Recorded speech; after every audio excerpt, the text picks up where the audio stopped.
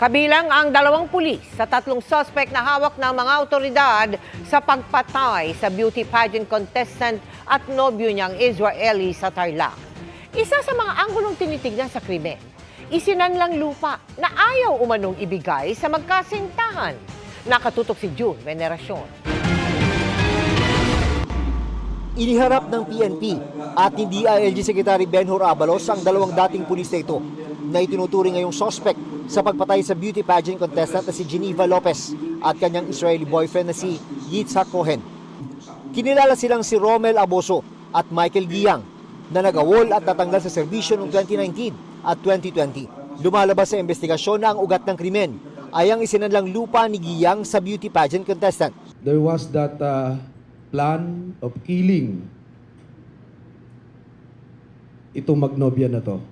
So makikita nyo, ayaw ibigay ni Giyang yung lupa na isinanla niya kay Geneva. Nung makipagkita raw ang magnobyo sa mga suspect noong June 21 sa Barangay Armenia, Tarlac City, pinalabas daw ng nagsanlang suspect na meron siyang buyer ng lupa. Pero ang intensyon daw pala talaga ay itumba ang mga ito dahil ayaw niyang ibigay ang naisanla niyang lupa. Nauna nang sinabi ng kapatid ni Cohen na may kikitain ng kanyang kapatid noong June 21 sa Tarlac para kunin ang titulo ng lupa na collateral sa utang sa kanila. Yun ang huling beses na nakitang buhay ang dalawa bago natagpuan ang nasusunog na SUV na magkasintahan sa Tarlac noong June 22. Nung sila ay dumating sa lugar na yon, counting panahon lang at sila ay kaagad binaril nitong ating mga suspect. Saan po sila binaril? Sa loob ng sasakyan.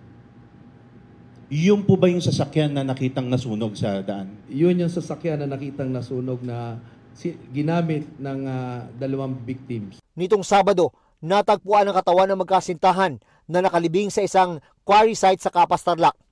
May tig-2 tama ng bala ang magkasintahan na itinuturong dahilan ng kanilang pagkamatay.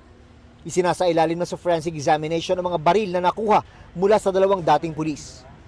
Bukod sa 2 dating pulis, may 3 sibilyan na hawak ang mga otoridad.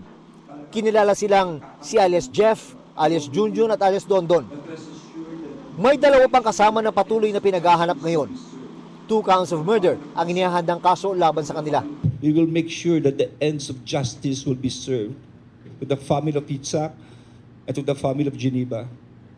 Talagang ang ustisya ay kakamitin natin na ito at talagang ipapakulong natin, mabubulok sa kulungan itong mga taong ito. We are so sure with the evidence gathered by CIDG and Region 3, sigurado pong hindi makakawala to. Para sa GMA Integrated News, June Veneracion, Nakatutok, 24 Oras.